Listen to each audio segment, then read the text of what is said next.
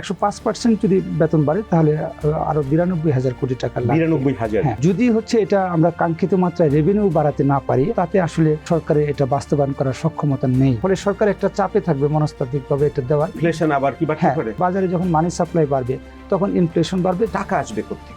গত বছর যে রাজস্ব আদায় হয়েছে তার চেয়ে 53% বেশি আদায় করতে হবে। তার মানে রাজস্ব বোর্ড একটা বড় ঘাটতির দিকে আসলে যাচ্ছে। কারো কাছে কি আলাদিনের কোনো চেরাগ নেই? নিশ্চয়ই নেই। আয় বাড়াতে পারছেন না কেন এনবিআর? সংস্কারের কথাটাই ছিল যে এটা করতে পারলে আয়টা বাড়ানো সম্ভব। এনবিআর নিজে আসলে তার সক্ষমতা বাড়াতে চায় কিনা। ছাগলকাণ্ডের যে মতিউর, এটা এনবিআর এর অসাধু অফিসারদের কিন্তু একটা এক্সাম্পল।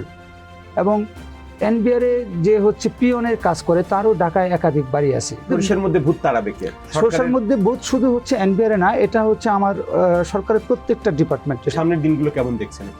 সামনের দিনগুলি আমি হচ্ছে খুব একটা ভালো দেখছি না। নেক্সট গভর্নমেন্ট যারাই আসবেন তাদের উপর একটা বড় ধরনের প্রেশার এই সরকারও দিয়ে যাচ্ছে বলে মনে হচ্ছে।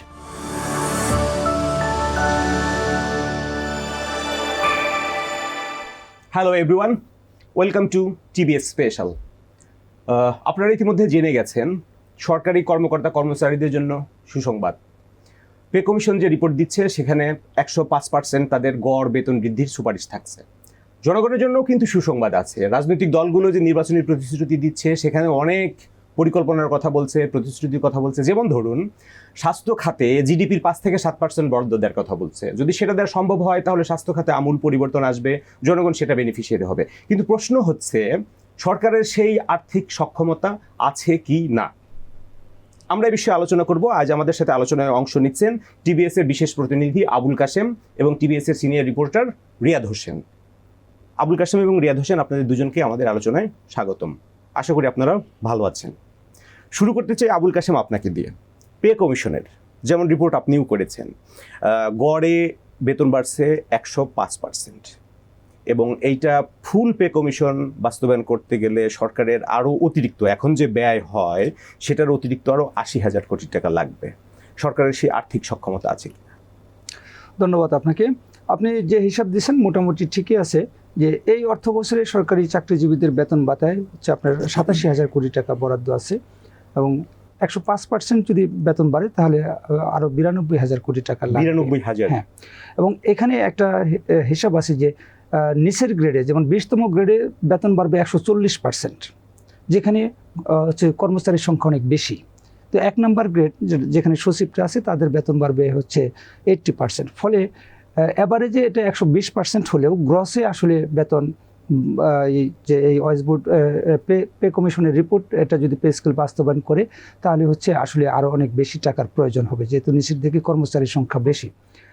এখন আমরা দেখছি যে গত অর্থ বছরের তুলনায় ইতিহাসে প্রথম এবারে বাজেটটা হচ্ছে ছোটো করা হয়েছে।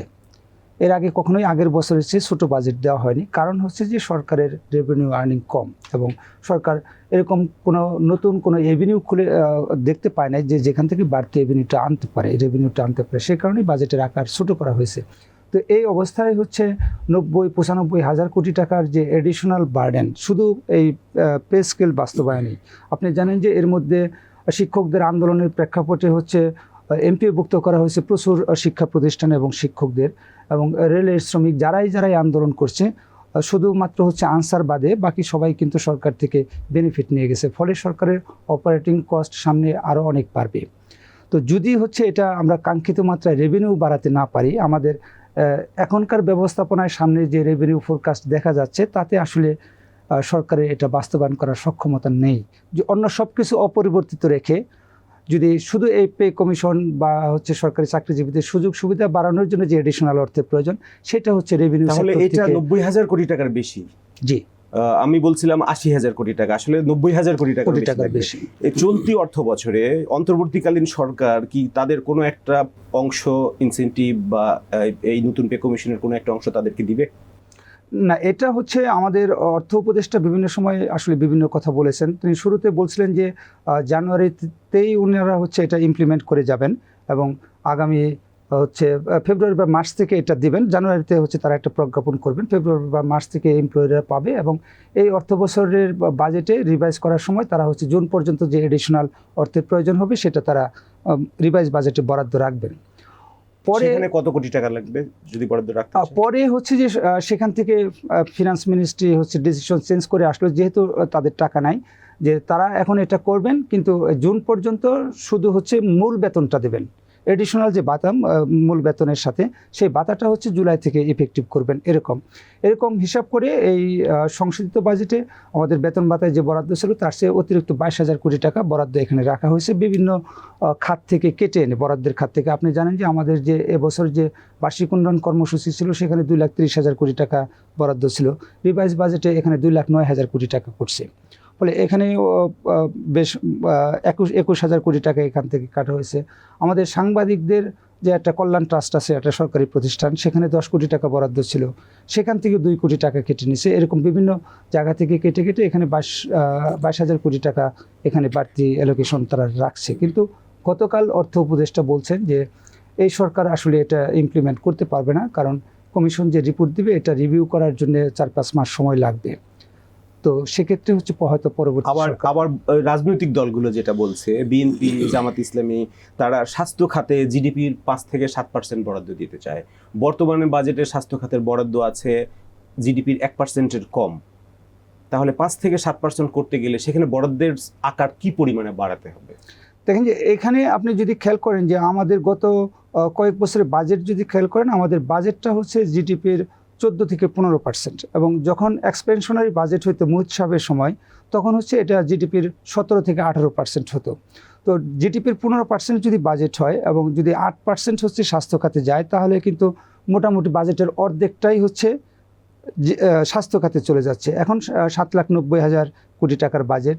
তো আমার স্বাস্থ্য খাতে যদি 8% দিতে যায় তাহলে হচ্ছে 3.5 লাখ কোটি টাকার উপরে লাগবে। আমরা আরেকটু পরিষ্কার করে বলতে চাই, এবছরের চলতি অর্থ বছরের স্বাস্থ্য খাতে বরাদ্দ আমার যতটুকু মনে পড়ে 41 বা 42,000 কোটি টাকা। তাহলে 5 থেকে 7% জিডিপির করতে হলে এটা হচ্ছে 3.5 লাখ কোটি টাকার মতো স্বাস্থ্য খাতে, মানে অর্ধেক বাজেট স্বাস্থ্য বাজেটের প্রায় হচ্ছে অর্ধেক হচ্ছে স্বাস্থ্য খাতে চলে যাবে। তাহলে আমার অন্য খাতগুলো আসলে বাকি অর্ধেক খাত কি তখন এই যে সরকারি কর্মকর্তা কর্মচারীদের বেতন ভাতা, আনুষঙ্গিক সুযোগ সুবিধা, এবং একই সাথে এখানে কিন্তু আরো কিছু প্রতিশ্রুতি দিছে, যেমন হচ্ছে উচ্চশিক্ষা নারীদের জন্য হচ্ছে একদম অবৈতনিক করা হবে। এখন হচ্ছে ডিগ্রি পর্যন্ত আছে, এটা হচ্ছে অনার্স মাস্টার্সও করবে। তো তাহলে শিক্ষায় বরাদ্দ বাড়াইতে হবে।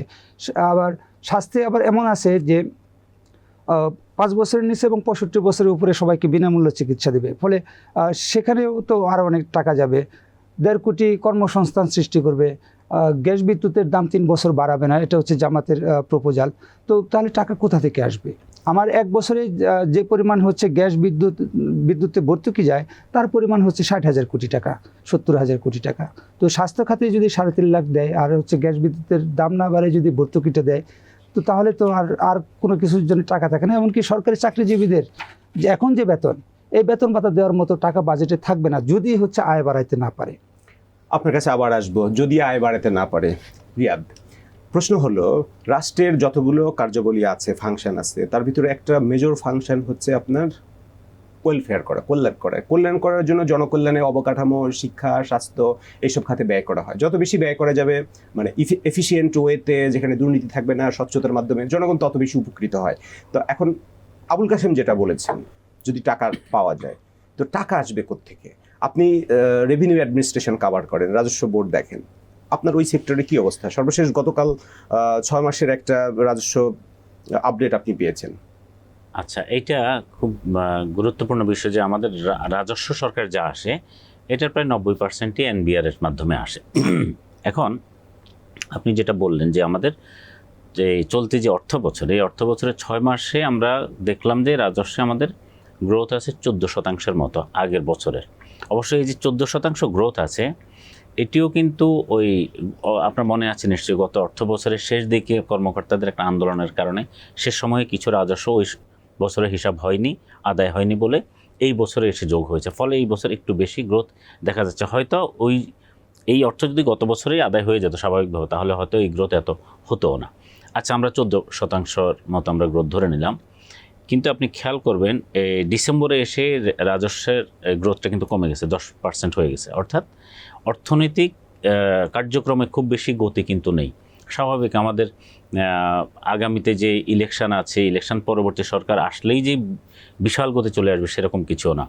আমাদের সর্বশেষ 6 মাসে আমরা যেটা দেখলাম যে এই বছর আমাদের প্রথমে সরকার একটা লক্ষ্যমাত্রা নিয়েছিল 4,99,000 কোটি টাকা শুধু এনবিআর আদায় করবে। তো এর মধ্যে আমরা দেখলাম যে প্রথম 6 মাসে যেই টার্গেট ছিল, শুরুর দিকে একটু কম টার্গেটই থাকে, তাও কিন্তু 69,000 কোটি টাকা লক্ষ্যমাত্রার চেয়ে কম আদায় হয়েছে। আমরা একদিকে 14% মতো গ্রোথ দেখছি, কিন্তু অন্যদিকে লক্ষ্যমাত্রার তুলনায় বড় গ্যাপ। এবং ইন্টারেস্টিংলি বছরের শেষ দিকে, অর্থ বছর মাঝামাঝি এসে কিন্তু সরকার আবার প্রায় 55,000 কোটি টাকার একটা বাড়তি রাজস্বের লক্ষ্যমাত্রা দিয়ে দিল। ফলে এটা হয়ে গেল এখন আপনার 5,54,000 কোটি টাকার মতো টার্গেট। তো যেখানে আপনার 5,54,000 কোটি টাকা যদি আদায় করতে হয় এনবিআরকে, তাহলে গত বছর যে রাজস্ব আদায় হয়েছে তার চেয়ে 53% বেশি আদায় করতে হবে। বাংলাদেশের ইতিহাসে কখনোই 53% রাজস্বের গ্রোথ ছিল না। এবং আমরা বলতে পারি যে সবচেয়ে বেশি আদায় হয়েছে, আপনার মনে আছে নিশ্চয়ই 2007-08 অর্থ বছরে, ওই সময়টায় যখন সেনাশাসিত তত্ত্বাবধায়কের যে সময়টা ছিল, তাও 22 বা 23% সর্বোচ্চ গ্রোথ ছিল ওই সময়, বা 25% হতে পারে খুব বেশি। তো সেখানে 53% রাজস্ব আদায়ের সম্ভাবনা নেই বললেই চলে।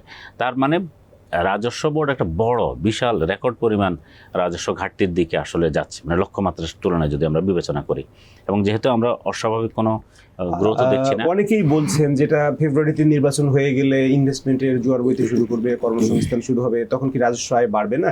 আসলে দেখুন, অর্থনৈতিক মানে রাতারাতি কিন্তু চেঞ্জ হয় না। আপনার ধরুন, যদি আমরা ধরেই নিলাম ফেব্রুয়ারিতে ইলেকশন হবে, নতুন একটা গভর্নমেন্ট আসবে এবং একটা স্থিতিশীলতা আসবে, তাও আপনার এই নেক্সট 6 মাসে তো বিনিয়োগের বন্যা বয়ে যাবে না। আপনার বিপুল পরিমাণ কর্মসংস্থান তৈরি হবে না, অথবা প্রচুর ক্রয় বিক্রয় বা ইকোনমিতে বিপুল এমন গতি, হয়তো গতি কিছু আসবে, কিন্তু সেই গতি এমন হবে না যেটা আসলে 53% রাজস্ব গ্রোথ হতে পারে, অথবা একটা ভালো গ্রোথ। কারো কাছে কি আলাদিনের কোনো চেরাগ নেই? নিশ্চয়ই নেই। আপনি তো স্বাভাবিক, এটা আগামী 6 মাসে, অ্যাটলিস্ট আগামী 6 মাসে এমন কোনো অর্থনীতিতে এমন কোনো গতি আসার কোনো সম্ভাবনা দেখা যাচ্ছে না, যেটার কারণে আসলে এই বিপুল পরিমাণ যেই ব্যয়ের কথা আমরা একটু আগে শুনলাম, সেই ব্যয় কাভার করার জন্য এই রাজস্বটা আসবে। আসলে সেই রকম ব্যবস্থা আমরা দেখছি না। আপনার কাছে আবার আসবো, আবুল কাসেম। আয়ের অবস্থা আমরা দেখলাম, সরকারের আয়ের অবস্থা 90% আয় আসে আপনার এনবিআর থেকে, এর বাইরে 10%-এর মতো আসে কর বহির্ভূত কিছু খাত থেকে। তাহলে আয়ের অবস্থা খুব বেশি ভালো না, এবং আয়ের লক্ষ্যমাত্রাকে আপনি টার্গেট রেখেই তো আপনি ব্যয়েরও লক্ষ্যমাত্রা ঠিক করেছেন, কিন্তু এখানে একটা বড় মিসম্যাচ দেখা যাচ্ছে। আবার তাহলে বাজেট ডেফিসিট কি তাহলে বাড়বে এখন? দেখেন যে বাজেট ডেফিসিট আসলে সরকারের খুব বেশি বাড়ানোর সুযোগ নেই, কারণ আমরা অলরেডি হচ্ছে ঋণ পরিশোধের একটা প্রেশারের মধ্যে আছি, যেহেতু আমাদের রেভিনিউ কম আহরণ হচ্ছে লক্ষ্যমাত্রার তুলনায়, এবং আমাদের বিদেশি ঋণের পরিমাণ জিডিপির অনুপাতে কম, বা দেশীয় ঋণের পরিমাণ জিডিপির অনুপাতে কম, কিন্তু আমার রেভিনিউর অনুপাতে হচ্ছে অনেক বেশি। অনেক সময় হচ্ছে আমাদের অর্থনীতিবিদরা ব্যাখ্যা দিয়ে থাকেন যে যুক্তরাষ্ট্রের হচ্ছে জিডিপির 70% পর্যন্ত ঋণ, আমাদের মাত্র হচ্ছে 35% বা 32%, কিন্তু যুক্তরাজ্যের রেভিনিউ হচ্ছে জিডিপির 50%। ওদের আয়ের সক্ষমতা বেশি। তার মানে তারা হচ্ছে তাদের 2 বছরের রেভিনিউ দিয়ে টোটাল ঋণ পরিশোধ করতে পারে, কিন্তু আমার হচ্ছে রেভিনিউ হচ্ছে জিডিপির 7%। ফলে আমার যে 35% ডেট, এটা পরিশোধ করতে হচ্ছে আমার 5 বছরের টোটাল রেভিনিউ দিতে হবে। যুক্তরাষ্ট্রের কিন্তু অনেক বেশি ডেট নিয়েও তার হচ্ছে 2 বছর লাগবে পরিশোধ করতে, কিন্তু আমার 5 বছর। ফলে এই যে এই রেভিনিউ যদি না বাড়ে, তাহলে হচ্ছে আমার ডেট প্রেশারটা আরও বাড়বে। এবং আপনি জানেন যে আমাদের যে রূপপুর সহ আরও বেশ কিছু বড় প্রকল্পের ঋণ পরিশোধ সামনে শুরু হচ্ছে। এটা হলো আমার বিদেশি ঋণের ব্যাপার। ডোমেস্টিক ঋণের ক্ষেত্রে আমরা দেখছি যে সরকারের এখন অলরেডি যে ঋণ আছে, সরকার কিন্তু সেগুলিও হচ্ছে ঠিকঠাক মতন পরিশোধ করতে পারছে না। যেমন আমাদের চিনি ও খাদ্য শিল্প কর্পোরেশনের কাছে ব্যাঙ্কগুলির প্রায় 10,000 কোটি টাকা পাওনা অনেক দিন ধরে, এবং সোনালী ব্যাংকের নিজেরই হচ্ছে 6,000 কোটি টাকা পাওনা। সরকার সেগুলি হচ্ছে পরিশোধ করতে পারছে না, এবং ব্যাঙ্কগুলিও হচ্ছে খেলাপি করতে পারছে না, কারণ সরকার খেলাপি হয়ে যাচ্ছে সরকারের গ্যারান্টি। এরকম সরকারি গ্যারান্টিতে আমাদের সরকারি প্রতিষ্ঠানের অনেক ঋণ আছে ব্যাঙ্কগুলি। এনার্জি বিল বাকি আছে, এনার্জি বিল আমাদের হচ্ছে বাকি আছে, বিদ্যুৎ বিল প্রায় হচ্ছে 20-22 হাজার কোটি টাকা বাকি। তো এত কিছু বাকি রেখে এই যে এই পে কমিশন বা আদার সরকার যেসব জায়গায় খরচ বাড়াচ্ছে, সেটা হলো বিভিন্ন ডোনার এজেন্সির কাছ থেকে বাজেট সাপোর্ট নেওয়া হচ্ছিল, সেটার সর্বশেষ কি অবস্থা? আমরা কি আরো বাজেট সাপোর্ট চাইতে যাচ্ছি? বাজেট সাপোর্ট তো আমরা হচ্ছে এই সরকার যখন আসলো তখন হচ্ছে সরকার যেরকম আশা করছিল যে আমাদের জন্য আসলে সকল সংস্থায় টাকা নিয়ে বসে আছে, আমরা চাইলেই পাবো, কিন্তু পরবর্তীতে সরকার দেখতে পাচ্ছে যে আসলে বাস্তবতাটা ভিন্ন, যে একটা হচ্ছে সৌজন্য সাক্ষাতে একটা আশ্বাস পাওয়া আর প্রকৃতপক্ষে হচ্ছে টাকা পাওয়া, এই দুটোর মধ্যে অনেক ফারাক। আমরা লক্ষ্যমাত্রা অনুযায়ী আমরা বাজেট সাপোর্ট পাইনি, এবং IMF-এর যে আমরা লোন সেটাও কিন্তু একটা বাজেট সাপোর্ট ছিল, এবং সেটাও তো তারাও বলে দিয়েছে যে নির্বাচিত সরকার না আসলে দিবে না। এবং এটা তো ঋণ। হ্যাঁ, এটা ঋণ, কিন্তু এটা হচ্ছে বাজেট সাপোর্টের অংশ হিসেবে। বাজেট সাপোর্টটা হলো যে সরকার বিদেশ থেকে দুইভাবে ঋণ নেয়, একটা হলো প্রজেক্ট সাপোর্ট, যেটা প্রজেক্টের পার্টিকুলার প্রজেক্টে খরচ করতে হয়, আর বাজেট সাপোর্ট হলো সরাসরি সরকারের রিজার্ভে যোগ হয়, সরকার এনি পারপাস এই টাকাটা খরচ করতে পারে, যে কোনো প্রয়োজনে সরকার এটা খরচ করতে পারে। তো এখন আমাদের পলিটিক্যাল পার্টিগুলি যে ধরনের কমিটমেন্ট করতেছে, যে যেমন জামাতের যে কমিটমেন্টটা আমরা যদি দেখি যে আগামী 3 বছর তারা গ্যাস, বিদ্যুৎ এবং পানির দাম বাড়াবে না, কিন্তু IMF-এর সাথে সরকারের যে কন্ডিশন, তারা হচ্ছে সরকার এখানে হচ্ছে সাবসিডি নীল করে ফেলবে, কোনো সাবসিডি রাখবে না। তো তাহলে যদি জামাত ক্ষমতায় আসে এবং জামাত যদি তার প্রতিশ্রুতি বাস্তবায়ন করতে চায়, তাহলে IMF-এর এই ঋণটা কিন্তু বাংলাদেশ পাবে না। আর BNP হচ্ছে অনেক জায়গায় এমন প্রতিশ্রুতি দিচ্ছে যেগুলি হয়তো হচ্ছে আমাদের যে যারা বাজেট সাপোর্ট দিয়েছে তাদের যেসব কন্ডিশন আছে সেগুলির সাথে সামঞ্জস্যপূর্ণ না। তারা যেহেতু সরকারে নাই, বা হয়তো সরকারের সাথে ডোনার এজেন্সিগুলির কী শর্তর এগ্রিমেন্ট আছে তারা হয়তো জানে না, কিন্তু ক্ষমতায় আসলে এসব প্রকৃত সমস্যার মুখে তখন তারা পড়বে। তো সকল সমস্যার কেন্দ্রে তো আসলে আয় বাড়ানো, আয় বাড়ছে না। তো রিয়াদ, আপনি বলুন, আয় বাড়াতে পারছেন না কেন এনবিআর? আচ্ছা, একটা আলোচনা বহুদিন ধরে আছে যে মানে এনবিআর-এর একটা অটোমেশন করলে বা তার সংস্কারের কথাটাই ছিল যে এটা করতে পারলে আয়টা বাড়ানো সম্ভব। এবং আমাদের ইকোনমির যে সাইজ, প্রকৃতপক্ষে আমাদের ইকোনমির একটা বড় অংশই কিন্তু বলা হয় যে প্রায় অর্ধেক বা ইভেন কোনো কোনো ক্ষেত্রে অর্ধেকেরও বেশি ইনফর্মাল ইকোনমি, যেখান থেকে আসলে সরকার বা এনবিআর টাকা পাচ্ছে না।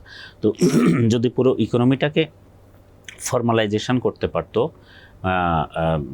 সে সংস্কার অটোমেশনের মধ্যে নিয়ে আসতে পারতো, ইন্টিগ্রেশনের মধ্যে যতগুলো সরকারি সংস্থা, বেসরকারি সংস্থা যারা আছে, লেনদেনগুলোকে যত ক্যাশলেস করা যেত, এই আলোচনাটা বহুদিনের। আমি গত 15 বছর বা 20 বছর ধরে এই আলোচনাটা আসলে শুনছি, কিন্তু আপনি যদি বাস্তবতায় যান তখন দেখবেন যে না, এই বাস্তবায়ন তেমন কিছু হয়নি। তো আয় বাড়াতে যে সক্ষমতা বাড়ানো দরকার, সেই সক্ষমতা বাড়ানো যাচ্ছে না কেন? সেই সক্ষমতা বাড়ানো যাচ্ছে না, এটা একটা বিষয় আপনি খেয়াল করবেন। বাংলাদেশে কিন্তু এটাও সত্য যে বাংলাদেশের রাজস্ব আয়ের জন্য প্রতি 100 টাকায় যে পরিমাণ ব্যয় করে, অর্থাৎ এনবিআর অফিসারদের জন্য বেতন ভাতা অন্যান্য বাবদ, এটা ওয়ার্ল্ডের অন্যতম নিম্ন, সবচেয়ে কম। তার মানে হচ্ছে সরকার আয় বাড়াতে হলে আপনাকে কিছু ব্যয় বাড়াতে হবে, ট্যাক্স অফিস বাড়াতে হবে, আপনার এই রিলেটেড আরও অনেক লজিস্টিক্স সাপোর্ট লাগবে, সেগুলোও নেই। তো একদিক দিয়ে সরকার সেখানে ব্যয় তেমন করছে না। আয় বাড়ানোর জন্য যে ব্যয়টা সরাসরি, সেটি ওই অর্থে বাড়ছে না। হচ্ছে মানে এই সম্প্রতি বেশ কিছু কর অফিস হয়েছে দেশের বিভিন্ন জায়গায়, ভ্যাটের কিছু অফিস বা এগুলো হচ্ছে, কিন্তু আপনার যেরকম আমার ইকোনমির সাইজের সঙ্গে সাযুজ্যপূর্ণ যেরকম আমার এই রিস্ট্রাকচারিং দরকার, সেই রিস্ট্রাকচারিং অথবা সেই ক্যাপাসিটিটা এনবিআরের এখনও বাড়েনি। এনবিআর ইভেন ইন্টারেস্টিং বিষয় হচ্ছে এনবিআরের নিজের ভিতরেই 3টা উইং আছে, আয়কর, ভ্যাট এবং কাস্টমস। এনবিআর নিজের ভিতরেই এখন ইন্টিগ্রেশনটা হয়নি। এতদিন ধরে আলোচনা হচ্ছে, কাস্টমসের তথ্য এখনও ট্যাক্স ডিপার্টমেন্ট জানে না, অথচ যদি এমন হতো যে ভ্যাট, কাস্টমস এবং ট্যাক্স ডিপার্টমেন্ট যে কোনো একজন ব্যক্তির ইনফরমেশন এক ক্লিকে উনি জানতে পারবে, এই আলোচনা বহুদিন ধরে হচ্ছে, অথচ এনবিআরের ভিতরে হয়নি। এখন হ্যাঁ, গত 1 বছরে কিছু অনলাইনের কিছু কাজ এনবিআর করেছে, এটা প্রশংসার যোগ্য, কিন্তু হলেও আপনার বাস্তবতার সঙ্গে সেটি আসলে কতটুকু দরকার। একটি ঘটনা আমরা বলি, এই যে সর্বশেষ এনবিআর একটি প্রজেক্ট নিয়েছে অনলাইনে ভ্যাট রিফান্ড, মানে হচ্ছে যিনি ভ্যাট পাবেন তার কাছে সরকার আগে বেশি ভ্যাট কেটে নিয়েছে, এখন এনবিআর বা সরকার অনলাইনে অটো তার ব্যাঙ্ক অ্যাকাউন্টে চলে যাবে। খুব রোজই একটা পিকচার এনবিআর মানুষকে দেখালো, আমরাও দেখলাম।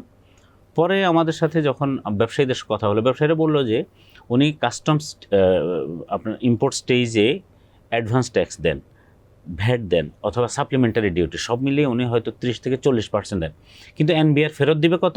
2%, শুধুমাত্র এইটি। তার মানে হচ্ছে প্রকৃত অর্থে এনবিআরও কিন্তু এই যে অটোমেশনের কথা যা বলা হচ্ছে প্রকৃত অর্থে সেটা নয়, এবং এনবিআর যে সক্ষমতার কথা বলা হচ্ছে সেটি হচ্ছে না।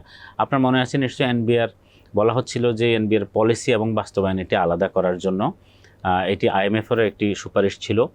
তো অনেকেরই দাবি, ব্যবসায়ীদেরও দাবি ছিল, এনবিআর সেটি করতে গিয়ে এক ধরনের লেজে গোবর অবস্থা হয়ে গেল দুই পক্ষের মধ্যে, এবং ফাইনালি সেটি এখন হয়েছে যদিও, কিন্তু এইটি কতটুকু ভবিষ্যতে কাজ করবে সেটি দেখার বিষয়। কিন্তু এই কাজটা করতে গিয়েও বরং যতটুকু উপকার হওয়ার কথা ততটুকু আসলে হয়নি, বরং এটি আরও রাজস্বে কিছুটা হ্যাম্পেয়ার করেছে। বেশ কিছু অফিসার কে চাকরিচ্যুত করা বা এরকম কিছু ব্যাপার হয়েছে। প্লাস কর্মকর্তারা এখন মাঠ পর্যায়ে যেতে দুটি কারণ, একটি হচ্ছে তাদের মধ্যে এক ধরনের ভীতি কাজ করে, সেটি হচ্ছে মব ভায়োলেন্সের কারণ। আপনি জানেন যে 5 আগস্টের পরে এখন মব ভায়োলেন্স নিয়ে কিন্তু অনেকের ভয়। এনবিআর অফিসাররাও যারা একটু মাঠ পর্যায়ে গিয়ে তার সরকার রাজস্বটা আদায় করবে, সেটি তারা এখন কোথাও তাদের কিসের ভয়? তাদের ভয় হচ্ছে ধরুন কোথাও গেল, কোনো একটা মার্কেটে গেল, সাধারণত যে এগুলো তো ইমপ্লিমেন্টেশনের ক্ষেত্রে এই ধরনের কিছু অভিযান তারা চালায়, অতীতে আমরা দেখে এসেছি। এখন কোথাও যদি গিয়ে এরকম ফাঁকি ধরুন তার কাগজপত্র সিজ করে নিয়ে আসলে ওই এলাকার হয়তো কিছু মানুষজন ধরে তাদেরকে আটকাবে, হয়তো দেখা গেছে তারা অ্যাসল্টেরও শিকার হতে পারে। এরকম কোনো ঘটনা আমরা এখন পর্যন্ত শুনিনি, কিন্তু আমরা অফিসারদের সঙ্গে যখন কথা বলি অফিসাররা বলছেন যে আমরা এই ভয় এখন যাচ্ছি না। বিশেষ করে কাস্টমস ইন্টেলিজেন্সের কাজই হচ্ছে এই ধরনের কিছু কাজ করা। আপনি খেয়াল করবেন আমরা একসময় শুনতাম যে প্রচুর মানুষের মানে অভিযানে গিয়ে মানুষের ইভেন বাসায়ও পর্যন্ত অভিযানে গিয়ে উদ্ধার করা হতো অনেক স্বর্ণালংকার, টাকা পয়সা। এবার একটি ঘটনাও ঘটেনি এই ধরনের অভিযান। এরকম আমি অনেক সিনেমাও দেখেছি যেটা রেড দিচ্ছে, হ্যাঁ, কিন্তু শক্তিশালী পলিটিশিয়ান মন্ত্রীদের বাসায় রেড দিয়ে সবকিছু তারা উদ্ধার করছে। কিন্তু আপনি খেয়াল করবেন গত 5 আগস্টের পরে এরকম একটি ঘটনাও ঘটেনি। কারণ হচ্ছে তারা ভয় পাচ্ছে যে এই যে মব ভায়োলেন্সের যে কালচারটা শুরু হলো, তারা ভাবছে যে কোনো জায়গায় হয়তো তারা হামলার শিকার হতে পারে, তাদের জীবনহানিরও আশঙ্কা আছে। ভয় থেকে যদি তারা মুক্তি পায়, মানে ভয়ের সংস্কৃতি তাদের ভিতরে বিরাজ না করে, তাহলে এখানে একটু গতি আসা সম্ভব। ডেফিনেটলি যদি ভয়ের সংস্কৃতি, তার মধ্যে যদি কনফিডেন্স আসে যে আমি যে কাজটা করতেছি সে কাজটা যদি ঠিক আমি সরকার রাজস্বের জন্যই কাজ করবো। অবশ্যই এখানে আরেকটা প্রশ্ন আছে, সব অফিসার যে সৎ তাও নয়, এখানে কিন্তু অনেক ডিসঅনেস্ট অফিসারও আছে। ফলে কিন্তু যারা সৎভাবে কাজ করতে যায় তারা যদি ওই অফিসারকে যদি তার ডিপার্টমেন্ট সেভ করে, তার পাশে থাকে, তাহলে উনি কনফিডেন্স পাবেন।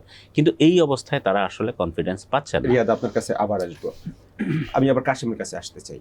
সরকার অনেক ব্যয় করতে চায়। আপনি অর্থ মন্ত্রণালয়ে দীর্ঘদিন ধরে কভার করছেন, অর্থমন্ত্রীর নিউজ পলিসি মেকারদের সাথে কথা বলছেন।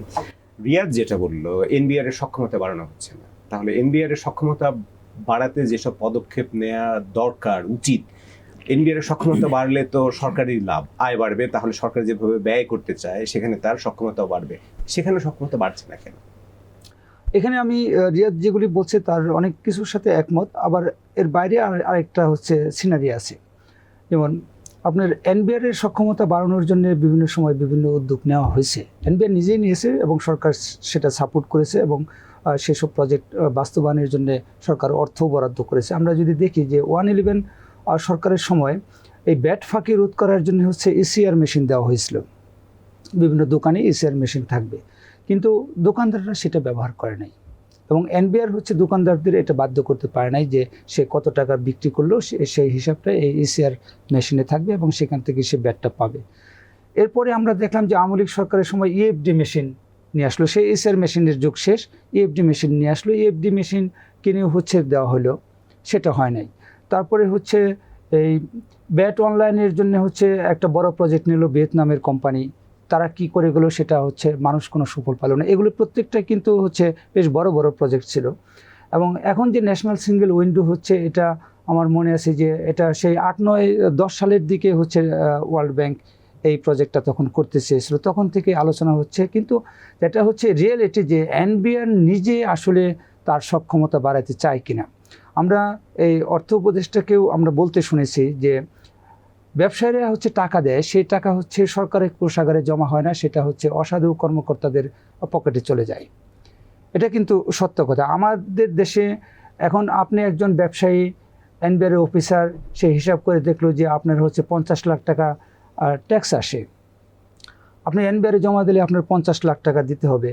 তো আপনার সাথে ওই অফিসার হচ্ছে একটা পার্সোনাল ডিসকাশনে চলে যায় যে আপনি আমাকে 20 লাখ দেন আর সরকারের কোষাগারে 10 লাখ দেন, তাহলে আপনি 30 লাখ দিয়ে আপনার হচ্ছে হয়ে গেল, আপনি সরকারকে তাহলে কেন 50 লাখ দেবেন? আমরা কিন্তু দেখছি যে এই যে ছাগলকাণ্ডের যে মতিউর, এটা এনবিআর এর অসাধু অফিসারদের কিন্তু একটা এক্সাম্পল। এবং এনবিআর যে হচ্ছে পিওনের কাজ করে তারও ঢাকায় একাধিক বাড়ি আছে। এই যে আমাদের এনবিআর এর যারা ইন্টেলিজেন্স আছে তারা কিন্তু এই সব লোকদের খুঁজে বের করে না। তো এনবিআর নিজেও হচ্ছে তার সক্ষমতা চায় না। সরষের মধ্যে ভূত আছে, সরষের মধ্যে ভূত তাড়াবে কে? সরষের মধ্যে ভূত শুধু হচ্ছে এনবিআর না, এটা হচ্ছে আমার সরকারের প্রত্যেকটা ডিপার্টমেন্টে। সরকার হচ্ছে ভূমি সেবা ডিজিটালাইজেশন করার জন্য কত প্রজেক্ট নিচ্ছে, কিন্তু সেবা প্রজেক্ট ডিজিটালাইজেশন হচ্ছে না। থানায় হচ্ছে আপনি জিডি করতে যাবেন, মামলা করতে যাবেন, অনলাইনে করার জন্য কত ব্যবস্থা হয়েছে, কিন্তু আপনি করতে যান অনলাইনে, কোনো একটা পর্যায়ে যে আটকে যাবেন, এরপরে আপনাকে থানায় যেতে হবে। সকল ক্ষেত্রে এটা হচ্ছে। আয় বাড়াতে আপনি যেটা বলছিলেন, এনবিআর এর অতীতে বিভিন্ন ধরনের উদ্যোগ পদক্ষেপ নেওয়া হয়েছে, কিন্তু বাস্তবায়নে গিয়ে সবগুলো মুখ থুবড়ে পড়েছে। এইটার জন্য ফেল করলো কেন? কাউকে কি অ্যাকাউন্টেবল করা হয়েছে? কোনো পক্ষের জবাবদিহিতা নিশ্চিত করা হয়েছে? না, এরকম কোনো নজির আমরা পাই নাই যে এই সরকারের একটা ইনিশিয়েটিভ ফেল করার জন্য কাউকে হচ্ছে যে অ্যাকাউন্টেবল করা হয়েছে, জবাবদিহির মধ্যে আনা হয়েছে, এরকম আমরা কিন্তু পাই নাই। তো অ্যাকাউন্টেবল জবাবদিহির মধ্যে না আনা হলে ভালো ফলাফল ভবিষ্যতের প্রজেক্টেও পাওয়া যাবে, এটার কোনো নিশ্চয়তা কিভাবে দেয়া সম্ভব? না, এটা হচ্ছে নিশ্চয়তা নাই। এখানে আরেকটা বিষয় আছে যে আমাদের দেশের মানুষের মধ্যে কর ফাঁকি দেওয়ার প্রবণতা আছে, এটা হচ্ছে স্বাভাবিক। কারণ হলো এই জন্য হচ্ছে দেশের মানুষকে পুরোপুরি দায়ী করা যায় না, কারণ মানুষ কোথাও যে সার্ভিস পায় না। আমি যে হচ্ছে একটা বছর শেষে একটা কর দিই, আমার হাসপাতালে যে হচ্ছে আমার ট্রিটমেন্ট পাইতে হবে, আমার সন্তান স্কুলে যায় সেখানে তার জন্য পড়াশোনা থাকতে হবে, কোনো কিছুই নেই। আমার কে হচ্ছে আমি দেখছি যে আপনি ঢাকা মেডিকেলে যান, সেখানে হচ্ছে একটা ওই যে এমআরআই টেস্ট, সেটা ঢাকা মেডিকেলের মতো মেডিকেলে নাই। আমার বাপে ঢাকা মেডিকেলে ভর্তি ছিল, আমি তাকে হচ্ছে ল্যাবে ডে এনে আমার সেই টেস্ট করাইতে হয়েছে, 5,000 টাকার টেস্ট। আমার মা এক সময় হচ্ছে টাঙ্গাইল সদর হসপিটালে ভর্তি ছিল, তার হচ্ছে এক্সরে এবং ইসিজি করবে, সে হচ্ছে একটা সদর হসপিটালে এক্সরে এবং ইসিজি মেশিন নষ্ট, তাকে হচ্ছে বাইরে ক্লিনিকে এনে করতে হবে। তাহলে আমি কেন ট্যাক্স আসলে দিতে যাব? এটা ধরুন যে সকল ক্ষেত্রে কোথাও কোনো সার্ভিস নেই। আপনি একটা স্কুলে বাচ্চা ভর্তি করবেন, 3,000 টাকা মাসে টিউশন ফি দেবেন, কিন্তু বাসায় আপনাকে হচ্ছে 10,000 টাকা দিয়ে 2টা হচ্ছে টিউটর রাখতে হবে, না হলে বাচ্চার কোনো পড়াশোনা হচ্ছে না। কাশেম, আপনি যথাযথ বলেছেন, যেটা হলো আমাদের এখানে সেবার মান নিয়ে অনেক প্রশ্ন আছে। আমি আবার রিয়াদের কাছে ফিরে আসতে চাই। সেটা হলো যে প্রশ্নগুলো আসছে, আমাদের শিক্ষা এবং স্বাস্থ্যে আসলে বরাদ্দ বাড়ানো জরুরি। এই বরাদ্দ দিয়ে আপনি স্বাস্থ্য এবং শিক্ষায় গুণগত কোনো পরিবর্তন আনতে পারবেন না, এটা সবাই একসুরে একই কথা বলছে। তাহলে এনবিআর এর কোনো স্কোপ আছে কিনা যেটা রাজস্ব যাতে আরো বাড়ে, মানে অ্যাটলিস্ট বলতে চাচ্ছি যেটা হলো এখন যেটা আছে সেটার 50% বা 100% জাম্প করার কোনো পসিবিলিটি বা কোনো স্কোপ আছে কিনা, যদি ম্যাসিভ রিফর্মস এবং যারা ফেল করছে তাদেরকে অ্যাকাউন্টেবল করা হয়? আচ্ছা দেখুন, এই যে রিফর্মের যে আলোচনাটা, এনবিআর এর একটা রিফর্ম কমিটি ছিল, এনবিআর এর সাবেক চেয়ারম্যান ডক্টর আব্দুল মজিদ ওই কমিটিতে ছিলেন। তো ওই কমিটিরই একজন মেম্বারের সঙ্গে আমি গত পরশু কথা বললাম। উনি আমাকে বললেন ওনাদের রিফর্ম কমিটির সেই প্রতিবেদনটি এনবিআর চেয়ারম্যানের কাছে তার একদিন আগে উনি জমা দিয়ে এসেছেন, এবং উনি আমাকে বললেন যে আমি চেয়ারম্যান সাহেবকে বলেছি আপনারা যা করছেন, যে অবস্থায় এনেছেন, তাতে আসলে তেমন কিছু হবে না। উনি পরিষ্কার এনবিআর চেয়ারম্যান মহোদয় কি কথা, তার অর্থ হচ্ছে উনি যদি ফিল করেন যে ওনারা নিশ্চয়ই যে সুপারিশ করেছেন সেই সুপারিশগুলো সেইভাবে আসলে আসেনি, মানে রিফর্মটা ওইভাবে হচ্ছে না। আমরা অনেক কথা শুনি, গত 1 বছর 1.5 বছরে কিন্তু এনবিআর বেশ কিছু কাজ, যেমন ন্যাশনাল সিঙ্গেল উইন্ডো, অর্থাৎ একজন ব্যবসায়ীর ইজ অফ ডুইং বিজনেসের জন্য যা যা করা দরকার, উনি নানান অফিসে যেতে হবে না, 17-18টা অফিসে না গিয়ে একটা পয়েন্টে অনলাইনে জমা দেবেন সব কাগজপত্র, কোনো কিছু দরকার হলে ওনার কাছে চাইবে এবং এখান থেকে উনি পুরো সেবাটা উনি পাবে। এটি চালু হয়েছে। এই ধরনের কিছু ভালো উদ্যোগ আছে, কিন্তু এর মধ্যেও আপনি খেয়াল করবেন এমন কিছু কাজ যেটি সরাসরি ট্যাক্স পেয়ারের সঙ্গে জড়িত, এরকম উদ্যোগ আসলে নেওয়া হলেও বাস্তবে যখন আমরা দেখি যে আসলে সেটি সেভাবে অপারেট করছে না। আমি একটা ছোট্ট উদাহরণ আপনাকে বলি। এই যে অনলাইনে ট্যাক্স রিটার্ন সাবমিশন, এটি এনবিআর চেয়ারম্যান মহোদয় নিজেই বলেছেন যে যিনি ফেসবুকে ঢুকে ওই লাইক বাটনে ক্লিক করতে পারবেন, তিনি এই রিটার্ন ফর্ম পূরণ করতে পারবেন অনলাইনে। আজকেই একজন ব্যক্তি, উনি ইউনিলিভারের শীর্ষ পর্যায়ে একজন কর্মকর্তা, উনি 46 বছর ধরে আইসিএবিতে আছেন। তার মানে আইসিএবিতে যিনি আছেন তিনি বাংলাদেশের ট্যাক্স ব্যবস্থা সম্পর্কে নিশ্চয়ই উনি ওয়াকিবহাল খুব ভালোভাবে। তিনি বললেন যে অনলাইনে যে রিটার্ন সাবমিশন আমি সেটা পারিনি, এটা খুবই কনফিউজিং এবং খুবই কমপ্লেক্স। ওনার ছেলে আমেরিকায় থাকে, ওনার ছেলের কাছে পাঠালেন। তো ওনার ছেলে বললেন যে আমেরিকা আমরা যে ইজিলি করতে পারি, খুব অল্প, এত পাতা থাকে না, এখানে 5-6 পাতা অনেক কিছু পূরণ করতে হয়।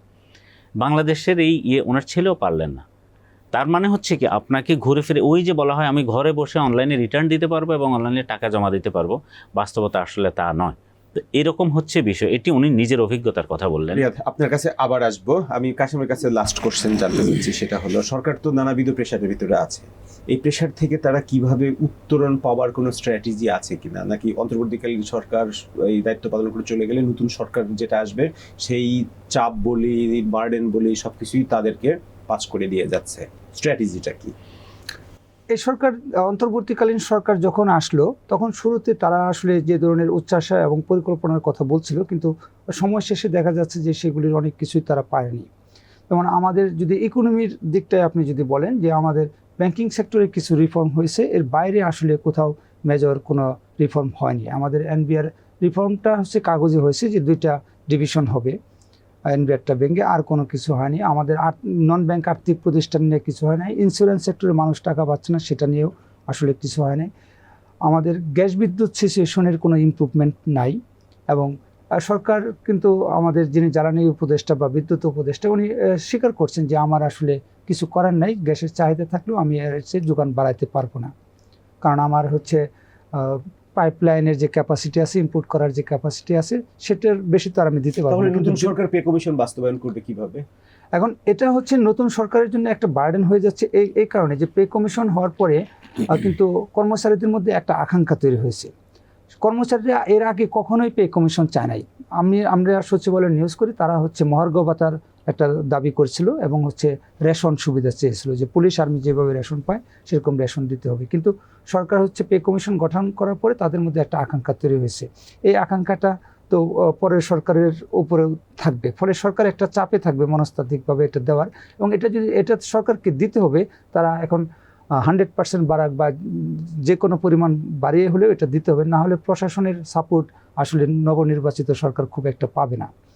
তো সেটা দিতে গেলে আমরা যেটা দেখছি যে একসময় আমাদের টোটাল বাজেটের প্রায় অর্ধেক বা অর্ধেকের বেশি হচ্ছে উন্নয়ন খাতে বরাদ্দ হইতো, অপারেটিং খাতে খরচ কম ছিল। এখন এটা আমাদের উন্নয়ন বরাদ্দ অনেক কমে গেছে এবং অপারেটিং কস্ট অনেক বেড়ে গেছে। এবছর যে আমাদের আপনার 7,90,000 কোটি টাকার বাজেট, সেটা রিভাইসে মাত্র 2,000 কোটি টাকা কমছে, 7,88,000 কোটি টাকা। সেখানে আমার উন্নয়ন বাজেটে আছে মাত্র হচ্ছে 2,09,000 কোটি টাকা, বাকি পুরাটাই হচ্ছে অপারেটিং বাজেট। আগামী বছর হয়তো আমরা দেখব যে 8 লাখ, আরও 1 লাখ কোটি টাকার বাজেট বাড়বে, সেখানে উন্নয়ন বাজেট আমার বাড়ছে না, পুরাটাই অপারেটিং বাজেট। সরকার পরিচালনায় সরকারি কর্মকর্তা কর্মচারী যে প্রশাসন আছে তার পিছনেই চলে যাবে, এটাই হবে। এবং আপনি দেখেন যে সরকারের মাত্র জনবল হচ্ছে 20 লাখ, 20 লাখের মধ্যে হচ্ছে 60 থেকে 70 হাজার হচ্ছে সিভিল অ্যাডমিনিস্ট্রেশন, এই যে আপনার সচিব থেকে শুরু করে পিয়ন পর্যন্ত, উপজেলা ইউনিয়ন পর্যায়ে যা আছে। বাকি সব হচ্ছে স্কুল টিচার, আমাদের আইন শৃঙ্খলা বাহিনী, মিলিটারি বাহিনী, এই বিশ্ববিদ্যালয়ের শিক্ষক, এরা। এই 20 লাখ কর্মজীবীর যদি ফ্যামিলি হিসেব করি, সব মিলে 1 কোটি মানুষ, 1 কোটি মানুষের বেতন যদি আপনার ইনকাম যদি হঠাৎ করে 100% বাড়ে, বাকি যে হচ্ছে দেশে 19 কোটি মানুষ আছে তাদের উপরে এর বিরাট একটা প্রভাব পড়বে। হ্যাঁ, বাজারে সেটাই, যে আমি যে বাজারে যাই, আমি ঢাকার যেখানে থাকি, সেই বাজারে যদি আপনার প্রতিদিন 1000 মানুষ যায়, এর মধ্যে হয়তো 200 মানুষ আছে সরকারি চাকরিজীবী। সে যখন আগের চেয়ে হচ্ছে ডাবল টাকা নিয়ে বাজারে যাবে, বাকি 800 মানুষ কিন্তু আগের সমান বা তার চেয়ে। ইনফ্লেশন আবার কি বাড়তে পারে? ইনফ্লেশন অবশ্যই বাড়বে। মানি সাপ্লাই, বাজারে যখন মানি সাপ্লাই বাড়বে তখন ইনফ্লেশন বাড়বে, যার প্রভাব হচ্ছে যাদের ইনকাম বাড়ে না, বেসরকারি খাতে যারা আছে তাদের উপরে পড়বে। সামনের দিনগুলো কেমন দেখছেন আপনি? সামনের দিনগুলি আমি হচ্ছে খুব একটা ভালো দেখছি না। রিয়াদ 6 মাসের কথা বলছেন, কিন্তু আমার মনে হয় যে আমাদের আরও একটু বেশি সময় হচ্ছে কষ্টে থাকতে হবে। কারণ যে শুধু হচ্ছে রাজনৈতিক স্থিতিশীলতা আসলে বিনিয়োগ আসবে না। আমার বিনিয়োগের যে সব প্রয়োজনীয় উপকরণ, আমার বিদ্যুৎ নাই, গ্যাস নাই, কোনো ইনফ্রাস্ট্রাকচার নাই, তো এগুলি যদি না থাকে তাহলে হচ্ছে শুধু মিছিল মিটিং হচ্ছে না, মব হচ্ছে না, এতে যে বিনিয়োগ চলে আসবে তা না। আমরা দেখছি যে গত আওয়ামী লীগের সরকারের সময় কিন্তু মিছিল মিটিং হয় নাই, মব ছিল না, কিন্তু বিনিয়োগ বাড়ে নাই। কারণ হচ্ছে যে তখনও এই সংকটগুলি ছিল, আগামী দিনেও এই সংকটগুলি থাকবে। সরকার হয়তো ভালো ভালো কথা বলবে, অনেক লক্ষ্যমাত্রা দেবে, বা রাজনৈতিক দলগুলো এখন ভোট পাওয়ার জন্য যেরকম প্রতিশ্রুতি দিচ্ছে এগুলি হয়তো তারা দিয়ে যাবে, কিন্তু এটা বাস্তবতা ভিন্ন। 18 সালে আওয়ামী লীগ যখন ক্ষমতায় আসছিল তারাও কিন্তু বলছিল যে 5 বছরের মধ্যে 1 কোটি কর্মসংস্থান করবে এবং তারা 100টা ইকোনমিক জোন করবে, কিন্তু আমরা দেখছি যে ইকোনমিক জোন আসলে কয়টা হয়েছে, সেখানে বিনিয়োগ আসলে খুব একটা বেশি যে হয়েছে সেটাও না। রিয়াদ, আপনি কি আমাদের কোনো আশার কথা বলতে পারেন যে আগামী দিনগুলোতে সরকারের টাকা দরকার, সেই টাকা বাড়ানোর কোনো উপায় এনবিআর এর আছে কিনা? এই প্রসঙ্গে যাওয়ার আগে কাশেম ভাই যেটি বলছিলেন যে এই সরকার অনেকগুলো খরচের খাত এখন বাড়িয়ে রাখছে, অন্যদিকে মানে আপনার ইনকাম আসবে না কিন্তু আপনি টার্গেটও বাড়িয়ে রাখতেছে। বিষয়টা এরকম মনে হতে পারে যে ওই যে একটা গল্প আছে যে স্বপ্নে যদি কেউ পোলাও রান্না করে সেখানে ঘি বেশি দিতে অসুবিধা নেই। এই সরকারকে যেহেতু আয় করতে হবে না, ব্যয় করতে হবে না, ফলে উনি বেশি টার্গেট দিতে ওনার কোনো অসুবিধা নেই, কারণ চাপটা তো আসলে পরে সরকারের উপরেই পড়বে। এখন আমরা যেটা দেখছি ইনকামের ক্ষেত্রে, যেটি কাশেম ভাই বললেন যে আমাদের আগামী 6 মাসে বা 1 বছরে যেহেতু আমার বিনিয়োগের মতো লজিস্টিক্স বা অন্যান্য যে সাপোর্টগুলো আমার দরকার সেগুলো বাংলাদেশ এখনও সেভাবে নেই। আমার লোকাল যে ইনভেস্টর আছে তাদের সে কনফিডেন্স গ্রো করেনি। লোকাল ইনভেস্টরের কনফিডেন্স গ্রো না করলে এফডিআই আসবে না, কারণ বিদেশি ইনভেস্টররা কিন্তু লোকাল ইনভেস্টরদেরকে দেখে আসে। ফলে আলটিমেটলি যেটা হবে, আমার একদিকে আপনি যদি বিনিয়োগ না আসে, কর্মসংস্থান না হয়, ইকোনমিতে গতি না আসে, তাহলে রেভিনিউ আসবে না। এটা কিন্তু একটার সঙ্গে একটা জড়িত, খুবই স্বাভাবিক।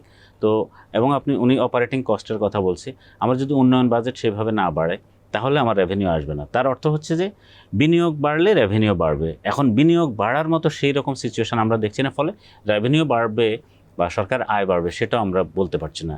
এর অর্থ হচ্ছে নেক্সট গভর্নমেন্ট যারাই আসবেন তাদের উপর একটা বড় ধরনের প্রেশার এই সরকার গত সরকারের থেকে এসেছে, প্লাস এই সরকারও দিয়ে যাচ্ছে বলেই মনে হচ্ছে। আবুল কাশেম এবং রিয়াদ হোসেন, আমাদের আলোচনা অংশ নেওয়ার জন্য আপনাদের দুজনকে ধন্যবাদ। আপনারা ভালো থাকবেন, সুস্থ থাকবেন, নিরাপদে থাকবেন। আপনাকেও ধন্যবাদ। আপনাকে ধন্যবাদ। ডিয়ার ভিউয়ার্স, আমাদের সাথে থাকার জন্য আপনাদের ধন্যবাদ। আপনারা ভালো থাকবেন, সুস্থ থাকবেন, নিরাপদে থাকবেন।